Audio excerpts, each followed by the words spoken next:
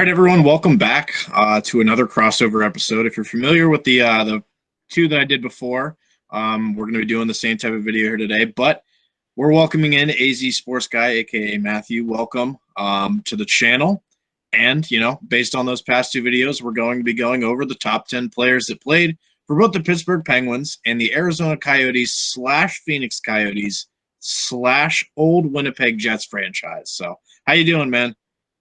I'm doing great. I wasn't sure if the Jets counted, so I just stuck to specifically Coyotes players. Yeah, there's one Jet that I feel like it's worth mentioning, especially for what he did in Pittsburgh. But again, same with the videos I did with Mason and Angus. These are in no particular order. They're kind of a top 10, but mostly just 10 players I want to mention, or we want to mention. And let's just get this guy out of the way first. I mean, we won't even, it'll be a top 9 because we both have this guy on our list. And that's Phil Kessel. Phil Kessel. Well, I'll go ahead and let you talk about him right now, because I really, I feel bad. I really have not been, keeping up with him. How has he been doing these past couple of seasons? Well, the first season, the training camp was at a couple preseason games, and he was skating like Phil looks like a fat guy. I know he's not fat, but like he looks that way. And the way he was skating that first training camp, I was impressed. He was skating very fast. Even the first few games of that season, that 1920 season, he was shooting very well, passing the puck very well, and then just kind of disappeared. Ended up with, I believe it was 14 goals in that first season. Then this season, I kind of understand 100% why I was as excited for him to come to Arizona and why people in Pittsburgh loved him, because he really did become that game changer more consistently in the 2021 season than in the previous season. One thing that I've always loved about Phil is that, God, how long has it been now since he's missed a game?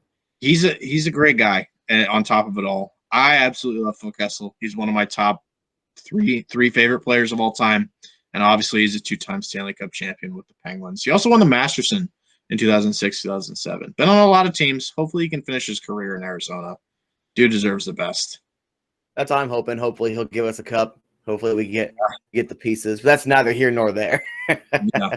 And my number 10, again, this is not a rankings. So my number 10 was one of my favorite, players that came to the Penguins in just a brief stint. Had like a really good couple of games and then disappeared off of the face of the earth. Rob Klinkhammer. Absolutely love the name. He came to Pittsburgh in 2014, 2015, played 10 games. I still will always remember the one goal that he scored because he got traded from Arizona. And then he pointed to the Penguins logo because he was so happy to be a Penguin. And then we traded him in the David Perron deal to Edmonton. And then I think he's in the KHL right now. I remember Colonel Rob Klink. I forgot he got traded to Pittsburgh. Yeah. Do you remember Rob? Good old Rob Klinkhammer? Yeah, he was actually one of that time he was here. I can't remember which season he was here. I think it was over a couple of seasons, closer to the 14-15 season. But he was actually one of the players I latched onto because Arizona was in the middle of that. Well, we went to the Western Conference Finals a few years ago. That's about our peak. Let's just go ahead and sell off everything like it's a fire sale. If I had to pick, because I just went ahead and grabbed a bunch of names that played for both, I want to talk about Biz Nasty. Yeah. Because I forgot. I think he played in Pittsburgh the year before he went to Arizona. But the fact that he had one season in Pittsburgh, 15 games, 1 assist, 1 whole point. Arizona, 5 seasons, 187 games, 7 goals, 14 assists. Obviously, he isn't there for the goal scoring. He's there to punch people in the face. And I just, that name shot out to me as interesting because I forgot he played in Pittsburgh. He was my favorite goon here. I remember back when goons were still a thing in hockey, and we had Daniel Carcillo, who was a much better, two-way player because he could actually score, play okay defense, and punch people in the face. And after that, it was like a rotating door of Carcillo, Biz, trash. Yeah, Bissonette's an interesting character. I know there's a lot of people that don't really like him, but I don't know. In terms of just this list in general, absolutely worth it to make it on this list. And you mentioned my next pick, and that's Daniel Carcillo, who played for the Penguins as well, very briefly. But he played for the Coyotes, and the Flyers. That's mostly what he's known for. Also, another player that is, kind of in the media these days. He played for Pittsburgh in gosh, when did he play? His headshot is with Pittsburgh, which is the funniest thing. He was drafted by Pittsburgh, but then, most of his, career, I don't think he ever played a game for Pittsburgh. I just think he was drafted for us. So I guess this is kind of an asterisk on this one. But he played 3 years in Phoenix, a year with the Rangers, a year with the Kings, 3 years in Chicago, and 3 years in Philly. Again, a lot of what we can say about Carcillo or about Bissonette can be attributed to Carcillo as well. I completely forgot about that. Here's a player. All right, it's not because he's a particularly good player, but this one stat line interests me, and it's Josh Archibald, who technically played in Pittsburgh for 3 seasons, but only played 14 games and played 107 for Arizona in 2. I saw that, and that was interesting enough for me to at least mention. Yeah, Josh Archibald. Yeah, and he's with Edmonton right now. Well, he may not be anymore because they just got swept. But I think, yeah, he is. Is he? He's a Stanley Cup champion.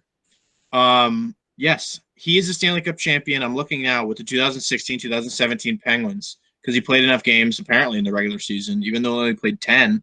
I don't understand how that constitutes you getting there.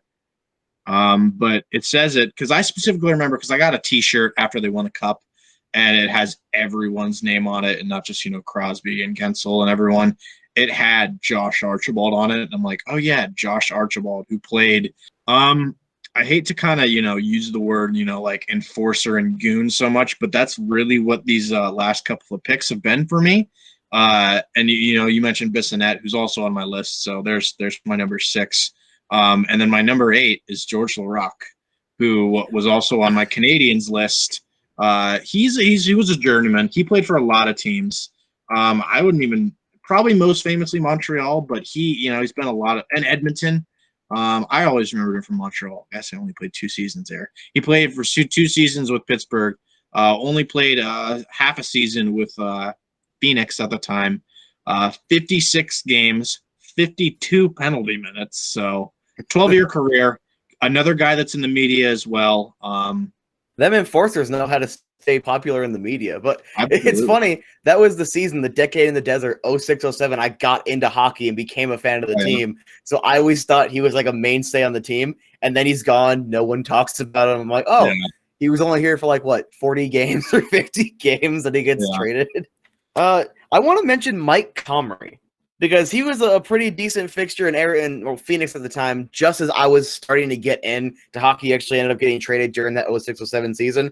But in Phoenix, 3 seasons, 132 games played, 45 goals, 50 assists, 95 points. Not bad. But for Pittsburgh, I only played 21 games, a goal, 5 assists, and 6 points. So do you even remember being on the team? Or because at least to me, he was a good, 1 or 2 center. When you said Mike Comrie, I knew who he was as a player because I think I have his hockey card. And then I was like, wait, he played for the Penguins? And no, I did not remember that at all.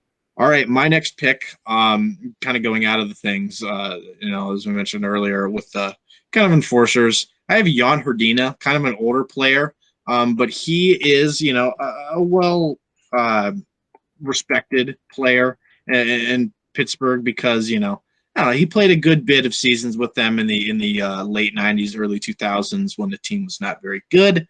Went to Arizona, had a 4-game stint there, and then 55 games the next year. 7-year career, 5 of them with Pittsburgh. 227 points in 366 games with the Penguins. Again, the Penguins were terrible in the early 2000s. Borderline get rid of the franchise. And Hrdina was one of those players that stuck around. I'd say my next person, mainly because I loved him when he was here, and it was a shock to me once again he was in Pittsburgh. That would be Lee Stempniak. Okay. In Arizona, the couple years he was here, he was part of that core, and I was really sad when he left. But 100 games, 33 goals, 23 assists, 56 points. But he only played 1 year in Pittsburgh, 21 games, 4 goals, 7 assists. Came over at the deadline. Yeah. Came over at the deadline and played with Sidney Crosby and I believe Brian Gibbons that year. That was when they were throwing everything at the wall with Crosby and seeing what would stick. Eventually, it worked out with Brian Rust, Jake Gensel, all those guys, but did not for a couple of seasons there. He made our list for St. Louis as well. This dude has been everywhere, and again, I want to continue the series on my channel. So he's probably going to show up a lot more because he's played for St. Louis, Calgary, Toronto, Phoenix, Boston, Carolina, the Rangers, the Jets, the Devils, and your Pittsburgh Penguins. All right, my next one is one of the names that I had a very hard time pronouncing as a kid, and that is Zbynek Michalek. Yes! Who, this, I believe, if my memory serves me right, before I pull up his hockey reference page, he went to Arizona, he went to Pittsburgh, and then he went back. Did he not? Yes. Yeah. Yeah. I really don't remember much about him other than the fact that he was a defenseman and a not very offensive defenseman. He was a defensive defenseman, played through 2 years from Pittsburgh, and then split. You know, he played his majority of his career with Arizona/Phoenix, and then split in the middle with Pittsburgh. Oh yeah, Z is literally my favorite defensive defenseman in the history of this league. Like to me, I understand it's a little bit petty, but I was offended when Nick Jarmelson got the number 4 because I will always associate that with Michalek. Yeah. And to me, like I wish he would get more recognition for just how good of a defensive defenseman he was. But Z is one of my favorite players, and he was number 2 on my list, just behind Phil Kessel. Like that was the first name that came up because I want him to get more recognition. Let's go Alex Goligoski.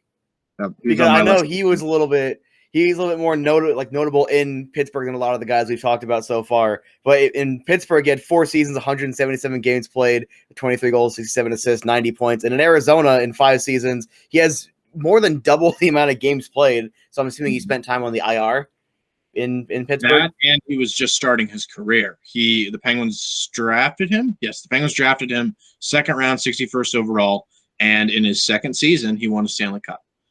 He only played 45 games, and I don't think he played that much in the playoffs, but he still, paid his dues, got his name on the cup, only Stanley Cup to his name so far, went to Dallas, and then went to Arizona. Yeah. But I had to include this one, Randy Carlyle, former Old Jet, and he came to Pittsburgh, and he is the only Pittsburgh Penguin to win a Norris Trophy. Chris Letang has never won one, which is absolute bull. But yeah, he's a one-time All-Star, won the Norris, famous nowadays for what he's done with the Ducks and the Leafs and coaching a lot of stuff. But he started his career off in Pittsburgh. And, as I mentioned, he was, a very good defenseman for the team, 83 points in 80-81, won the Norris that year as well. And then the Penguins traded him off so that they could tank in 84 and get a guy by the name of Mario Lemieux. So it worked out in the end. He goes on to Winnipeg, plays 10 years there. Never plays for the official Coyotes, though. So another name that sticks out to me is Taylor Pyatt. Do you remember when he played for Pittsburgh? Yes. I remember when he was claimed off of waivers. Yes. That was a rough year for the Penguins because, we can say this about every year in Pittsburgh, but we were decimated with injuries that year. And Taylor Pyatt was on waivers, so we claimed him, and we threw him on with a 3rd line with Jordan Stahl, or it was Brandon Sutter, and he was gone. It was one of those players that if you weren't there, you would have absolutely forgotten him. But yeah, he played 34 games with the Penguins, and he finished his career in Pittsburgh. Because I remember he was one of my favorite players for that core around the time he was here. Played in 3 seasons, 223 games, 39 goals, 34 assists, 73 points. Obviously not the most electrifying player. He's not going to go to the Hall of Fame or anything, but the fact that he served his role very well. But I wanted to talk about Petr Nedved because he played more seasons in Pittsburgh. Obviously had more goals, more assists, more points. Were you watching hockey then, or was it a little bit before that? And what do you know about Nedved? I didn't know he played for Arizona. He played for Arizona. He played for Phoenix. I think it was 05-06. No, 1 year, 25 games. Yeah, yep. Petr Nedved is one of those wasted potential early or late 90s, early 2000s project players for the Penguins that they should have held on to, and they didn't. He was a 2nd overall pick that the Penguins got. I believe in the Marcus Naslund trade, because the Penguins drafted Marcus Naslund. The Penguins did. And then they traded him to Vancouver, and they wasted him. Again, how different could this franchise have been if you would have held on to him? Yeah, he was actually, him and a few other guys was the reason I made a video on asking if Arizona was a retirement home, because so many of these guys went to Phoenix around that, let's say, 05 to 2009, and it felt like a retirement home to some of these guys. The last player I really want to mention, honestly, because most of the other guys are like minor trivia names, would be Derick Brassard, mainly because he kind of seems to be like a one-year wonder for every team he's on. I liked him this year. He wasn't great, but I liked him. Nowadays, yeah. He was really good in the early stages of his career with Columbus and the Rangers, and even Ottawa. He was traded 1-for-1 for Mika Zibanejad. Do you guys remember? Like, Mika Zibanejad, that guy that scored 40 goals last year. And then he went to Pittsburgh, hoping to keep that success up. In 2018, the Penguins were looking for back-to-back-to-back cups that year. Jim Rutherford pulls off this crazy deal, 3-way deal with Vegas and Ottawa. Ian Cole was in that deal. Philip Gustafson was in that deal. Ryan Reeves was in that deal. Dear Lord. And he pulls off this massive trade to get Derick Brassard, salary half retained by 2 different teams so that he could fit him under the cap. And he was awful for the Penguins. He was like 8 points in 14 games. I know he didn't have much, but then the following season, he actually, got to play a full season because he wasn't just a rental. He had 2 years left on this deal, and he had 15 points in 40 games. You can't do that with Derick Brassard. I have a lot to say about this guy because he was disappointing. The Penguins moved him. They tried moving him to the wing. They tried putting him on Crosby's line. It did not work. And then he was traded for Nick Bjugstad and Jared McCann. Bjugstad was eventually traded. We still have Jared McCann. Love that man. And then, yeah, as you mentioned, he went to Arizona this year. Had some decent numbers now that I'm looking at it. So, yeah. Yeah, he was a solid enough player. I never fully understood or agreed with the amount of times he was sat during games. I get that when guys are cold, especially veterans, you want to sit him for a game to kind of get him going. But at the same time, you got him on the team so he could help lead some of the younger guys. So I was a little confused by that. But I liked him throughout the year. I think he lived up to his contract, but his contract was very cheap. So it's not saying that much. He's only 33. I mean, that's old, but, he can still prove some worth. But I don't know where else he could go. Seriously, I don't know who would want a guy like this. He's like Alex. There's another person that kind of made my scratch list. He's like Alex Galchenyuk, who has been really good at the beginning of his career. And then what happened?